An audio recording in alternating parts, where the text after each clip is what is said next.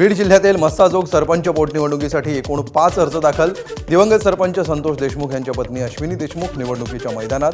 निवडणूक बिनविरोध होणार की नाही याबाबत 17 तारखेला स्पष्टता येणार। राज्य सरकार मुंबईत आशा भोसले संगीत अकॅडमी स्थापन करणार। मंत्रिमंडळ बैठकीत मोठा निर्णय। संगीत अकॅडमी स्थापन करण्यासाठी म्हाडाला जागा शोधण्याचे मुख्यमंत्री देवेंद्र फडणवीसांचे आदेश।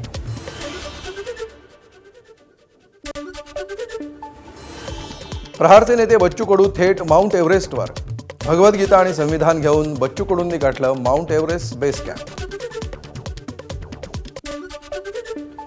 बारामती पोटनिवडणुकीमध्ये सुनेत्रा पवारांच्या प्रचारासाठी जय पवार मैदानात। ग्रामीण दौऱ्यादरम्यान स्थानिक लोकांच्या समस्या समजून घेण्याचा जय पवारांचा प्रयत्न।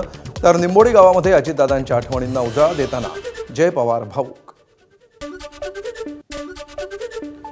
बीड शहरातील जिल्हाधिकारी कार्यालयासमोर ओबीसी संघटनांचं धरणे आंदोलन। 1931 पासून ओबीसींची आकडेवारी माहिती नसल्यामुळे सरकारनं ओबीसींची जनगणना करावी, अन्यथा जनगणनेवर बहिष्कार टाकण्याचा आंदोलकांचा इशारा। जालन्याच्या घनसावंगी तालुक्यातील गुंज गावाजवळच्या गोदावरी नदीपात्रामध्ये शेतकऱ्यांचं जलसमाधी आंदोलन।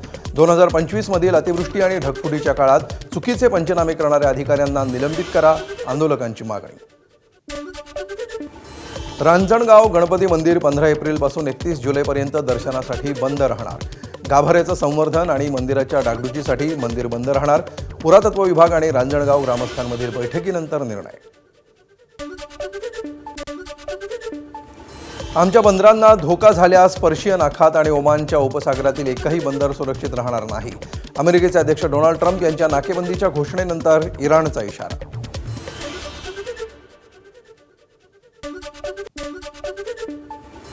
अमेरिका इराणमधल्या चर्चेसाठी आता रशियाचा पुढाकार।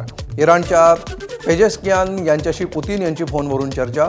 पुतीन यांनी बोलून दाखवली मध्यस्थाच्या भूमिकेची इच्छा। अमेरिकेचे अध्यक्ष डोनाल्ड ट्रम्प यांचा चीनवर पुन्हा टॅरिफ बॉम्ब। चीनमधून येणाऱ्या गाड्यांवर अमेरिकेकडून 100% टॅरिफ। चीनी कार कंपन्यांनी युरोपला उद्ध्वस्त केल्याचं ट्रम्प यांचं वक्तव्य।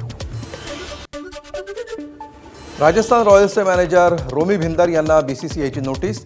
सामन्यादरम्यान मोबाईल वापरून आयपीएलच्या नियमांचं उल्लंघन केल्यामुळे कारणे दाखवा नोटीस।